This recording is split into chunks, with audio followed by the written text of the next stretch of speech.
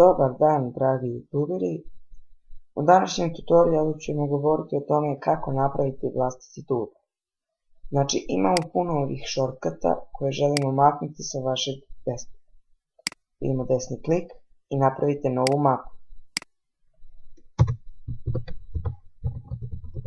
Nazovite je kako želite.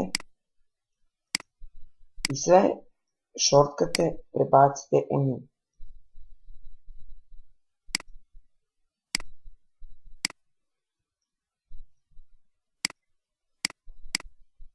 Sada kada ste to uradili, idemo desni klik na programsku traku i kliknite alatne trake i nova alatna traka.